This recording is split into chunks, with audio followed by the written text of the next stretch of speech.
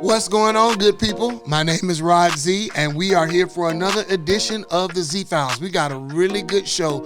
We're going to be talking about HBCUs. We're going to be talking about one or two in particular, that being Tennessee State University and the drama they got going on. They got a whole board of trustees gone. But first, before we get into it, make sure you please like, share, subscribe, and please comment. It helps the channel. You watching The Boss Move here in beautiful sunny Orlando, Florida, and this is the Z Files. Let's go.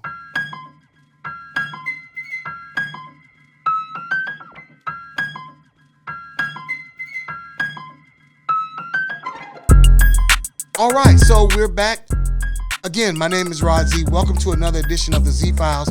We are here to talk about HBCUs. I don't know, Bub might not agree with me on this 100%, but that's why I like him to be here. What's going on, Bub? What's going on, Z? Hey, man, good to be here. I'm feeling good, but it's a lot going on with HBCUs right now, and I know our alma mater has some issues and some things going on, but Tennessee State has some stuff going on, and it's been all over the news, and I want to talk about it today. But before we get into that, man, how have you been doing? Doing good, man. Doing good. Pretty busy. You know, traveling back and forth, but yeah, doing good. I know, making all the money. It's all right. You know, man. I'm just trying to, get a little piece of your little property. Oh, man. I'm not saying making money. Trying to get in your world. Come on in. All right. But we got Tennessee State University, and we got Tennessee lawmakers dismantle HBCU's Board of Trustees to the dismay of students and alumni. And we had the governor. I'm going to just read some of it. Black lawmakers, students, and alumni of Tennessee State University are outraged that Governor Bill Lee, in an unprecedented move, signed into law legislation that dismantled the historically black college's Board of Trustees. Calls for a new board began in 2023 after multiple audit reports highlighted concerns around the mishandling of finances, housing, and scholarship. A bill was then crafted that would replace 3 board members before being amended to remove all of them. And I think you said you saw they removed all but 2. Yeah. Yeah. A new forensic audit spanning from July 2019 through June 2023 was released, and it offered dozens of recommendations and pointed to deficit processes, but did not uncover fraud or malfeasance. The following day, the Republican-controlled majority-white Tennessee House voted in favor of the bill dismantling the board, 66-25. Lee quickly signed it into law. So a lot of people are upset, mainly the alumni and the students at Tennessee State.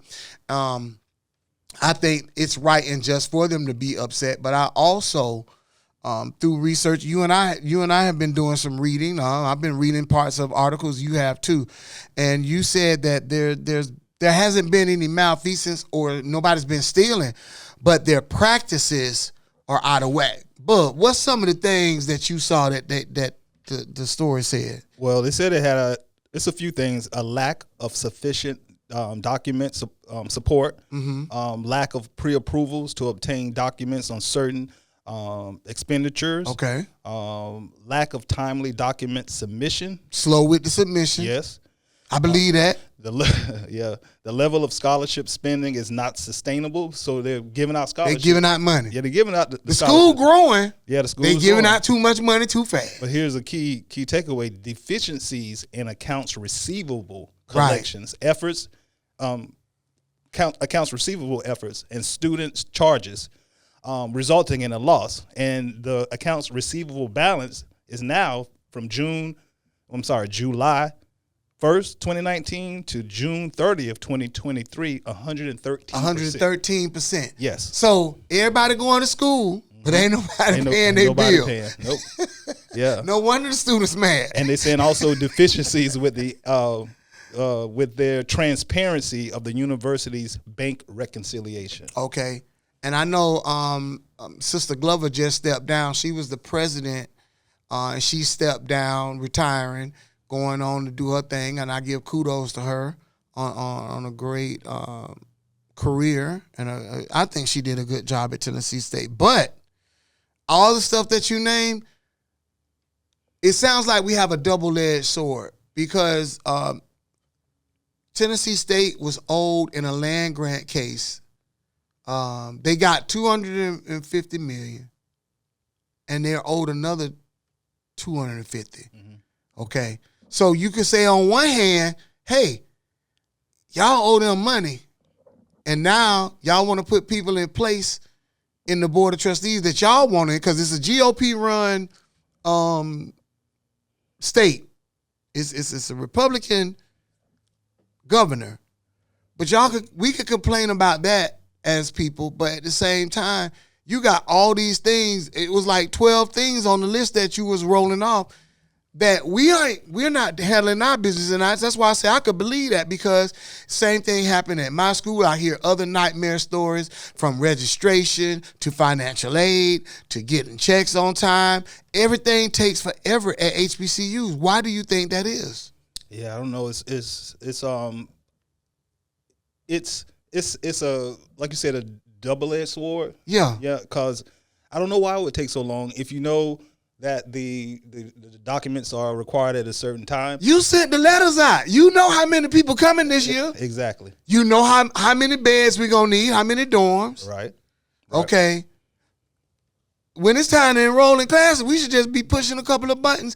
And if the class is full, it should automatically kick out, hey, you can't take this class this semester. Right. Exactly. So what's the hold up? Why do it take so long for students to get their refund check? It could be a lack of experience, People in positions don't know what they're doing. Yeah, exactly. People with titles.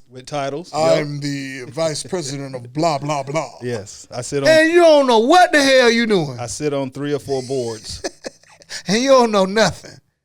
So I think, like I said, everything is a double-edged sword. And the issues I think that we have at HBCUs are not unique to other schools.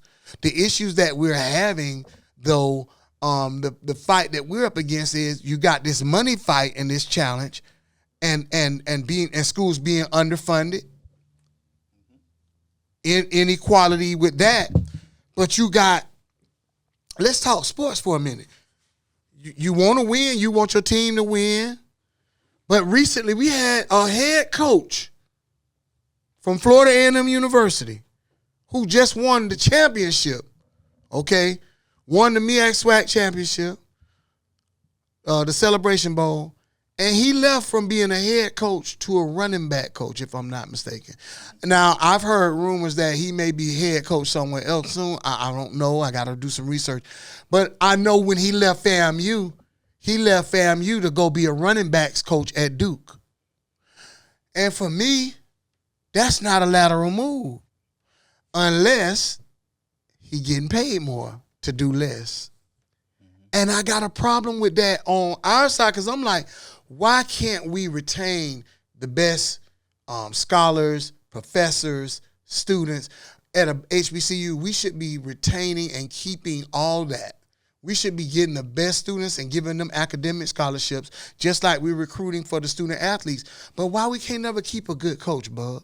Yeah, I was wondering the same thing, but then I saw the support from Rattlers. I was like, okay, they're not mad that he's leaving. No, they was like, we want to keep him. Yeah. And they raised like a good substantial amount of money in 24 hours.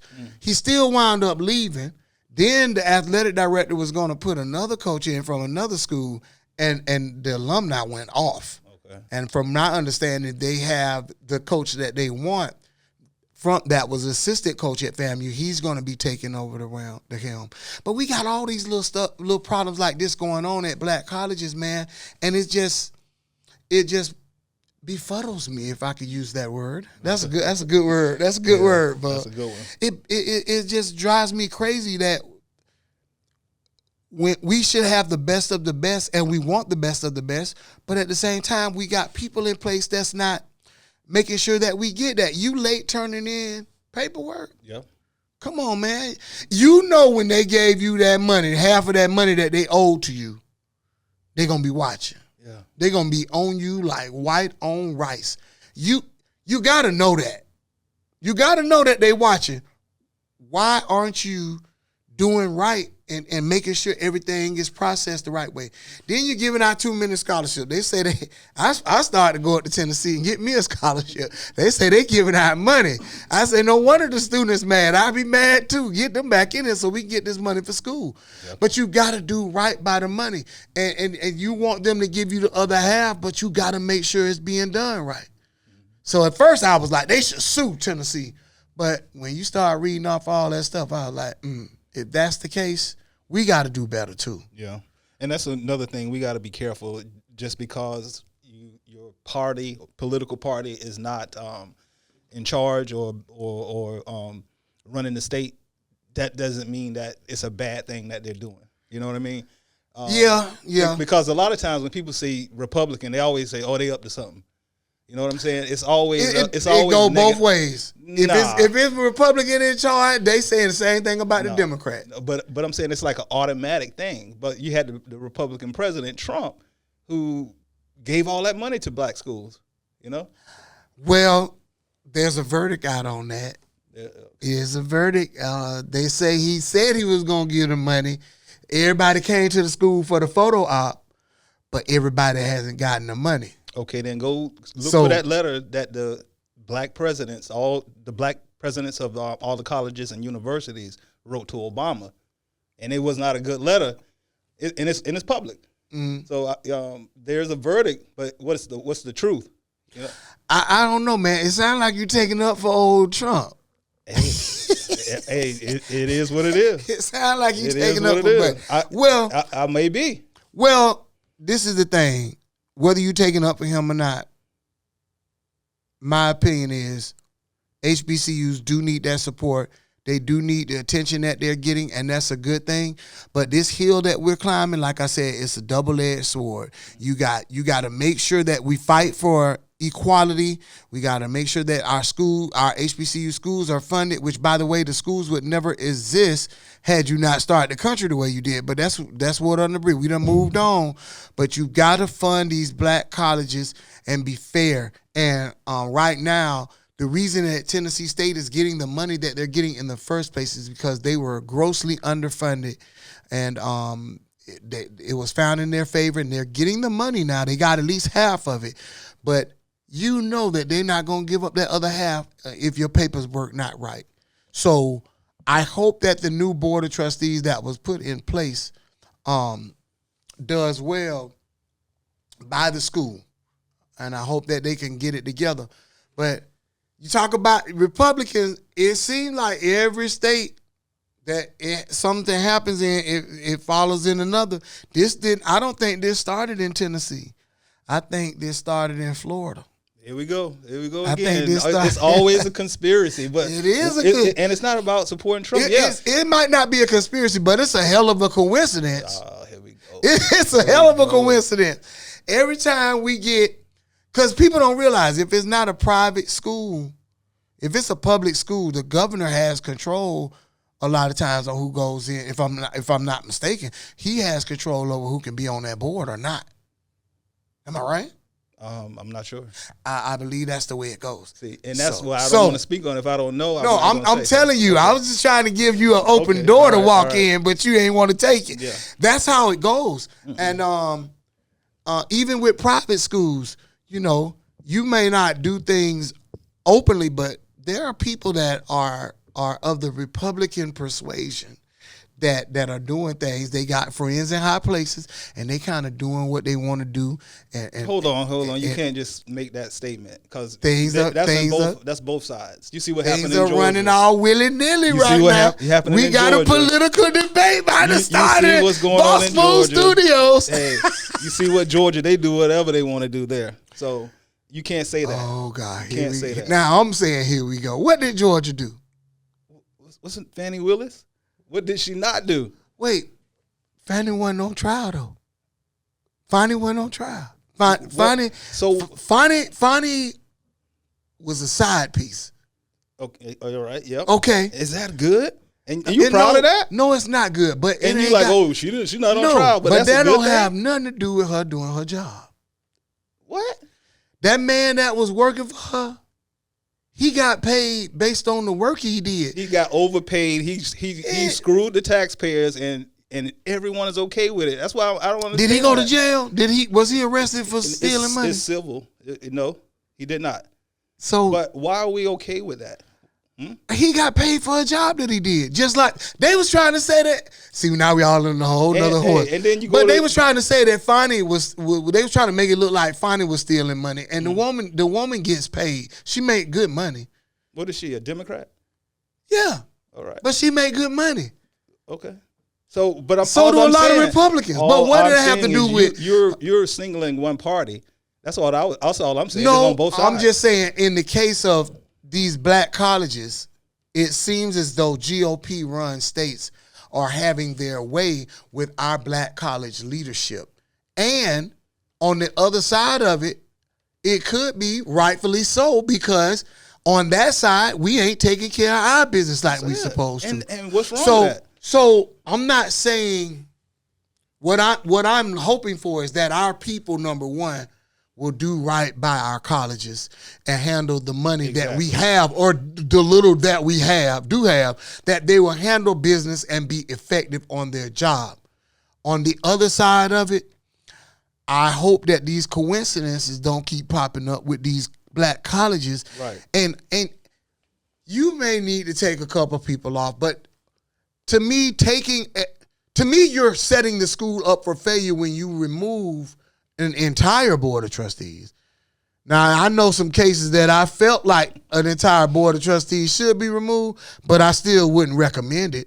But you removed all but 2 people or all of your board of trustees, and I think that's not a good thing either. I think that certain elements need to be removed if they didn't do their job. But where are they removing an entire board of trustees like that? If wasn't nobody stealing, now if they were stealing, of course you're gonna see them disappear. But if nobody was stealing, come on, man, the whole board.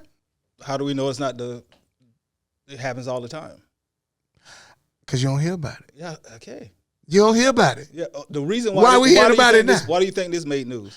I think it made the news because the students and alumni at Tennessee State protested. They had Roland Martin and they had some other people from the media come out to the school. So they brought attention to it because they weren't happy that the whole board was being removed.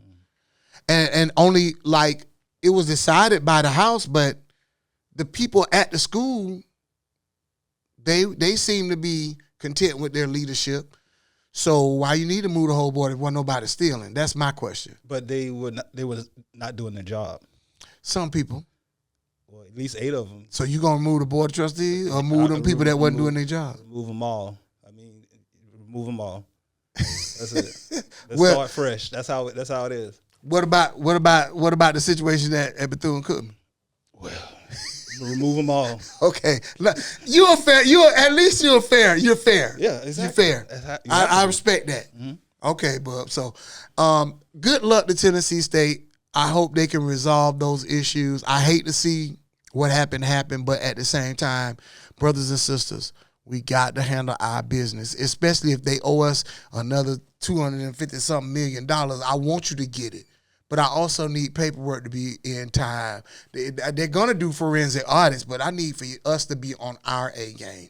All right? So that's all with that. So I want to talk about something that's politically related, and I want you to reel me in, bub. But I saw a movie, and the reason I want to talk about it with you is because you and I, we do talk politics sometime, and we don't see eye to eye all the time. But I like talking politics with you because me and you don't get disagreeable.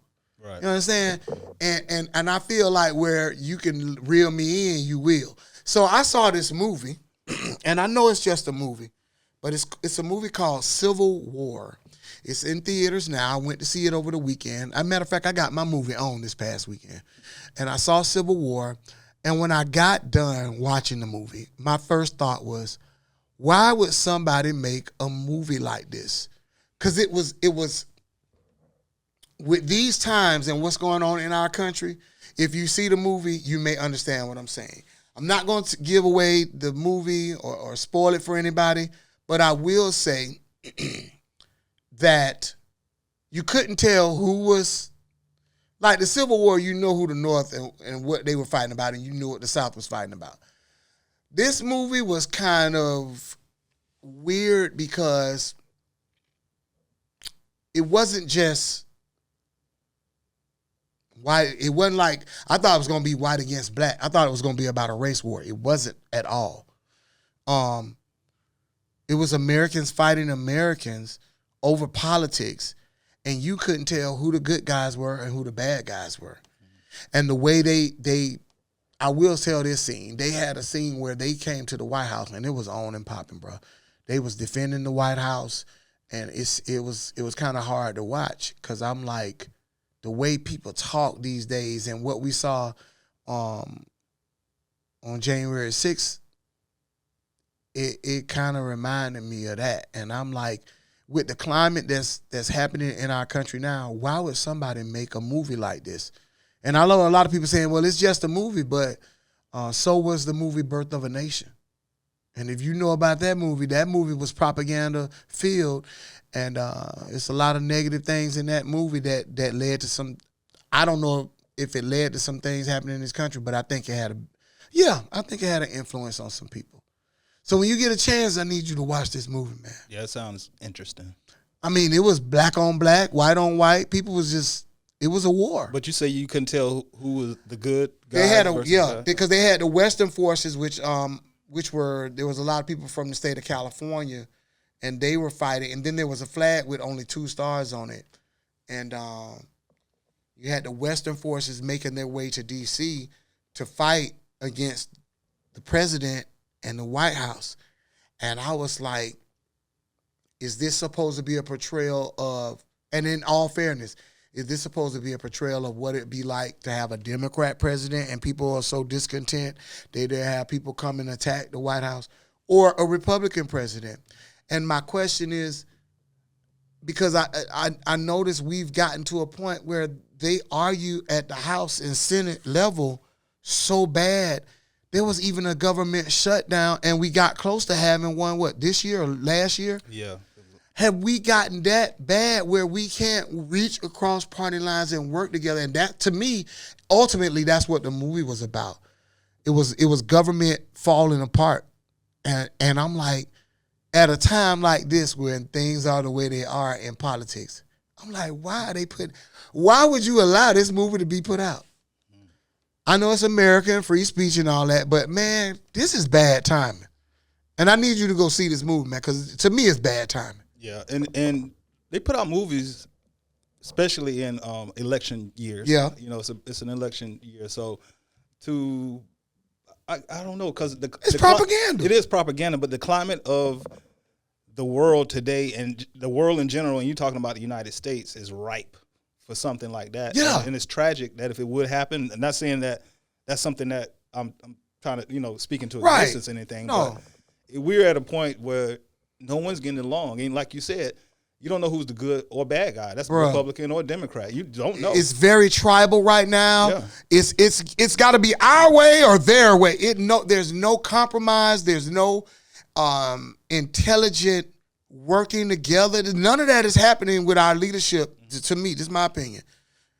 None of that is happening with the leadership in our country. And it's so, like you said, it's so ripe and it's so stale right now. That movie, it scared me. It shook me up a little bit. And I'm going to say this. Now I got to speak from the black man voice. There was one image on there that was very traumatic. There was 2 of them, actually, but there was one. And I'm like, why did that? I'm not even going to tell the image, but I'm like, why that had to be a brother, though? I ain't like it at all. I'm like, why they had to do a brother like that? So, y'all go see that movie. I don't like to promote on here, especially on our show. But y'all tell me what y'all think if you see it or if you already seen it. Why don't you put a comment down now? Talk to us. Tell us how you feel. And just let us know. But I do know this. The elections are going to be very interesting. It's going to be a very interesting time this year. And I hope that the elections run smooth. I hope that people do get out and participate in the voting process and the election process. And I hope everything is fair and across the board. And may the best candidate win. The best candidate for the country win. That's how I feel. Yeah, I don't know what they're going to do with the guy they got now. he can't find the bathroom. Hey man, So wait a minute. Bub, are you going there on the show? no, I'm just saying you see it. People are having to walk him around, so we see Listen, it. Papa ain't no worse than the other guy. You can't be serious. He ain't no worse than the other guy. You got a person in charge of the country who has nuclear codes that do not have it all right now. Well, the other guy had nuclear codes and riding around town with him and all at his house. So You can't be serious. he had the stuff all at his house. You can't be serious. So, but we're gonna have to finish this conversation later because we might have to do a whole nother show. There is no way that people. But I might put on a suit when we debate. We're gonna have a debate. If someone votes for Joe Biden this year, Oh, that's a wasted vote. Ooh, They're wasting their vote. And I'm standing on that. Bub said starting some mess on the Z Files, y'all. Bub said hey y'all, I want y'all to know that if you don't get out and vote, Yep. And don't things can happen That's right. either way. So if you're not voting, don't complain. Get out and vote. I hope you enjoyed the Z Files. Bub, thank you for joining me in this conversation. Bub finna start. Me and Bub finna fight. Cut the camera out, Bub. We going at it. My name is Rod Z. Make sure that you follow us, like, share, and subscribe. Thank you for watching another edition of the Z Files. We'll see you soon.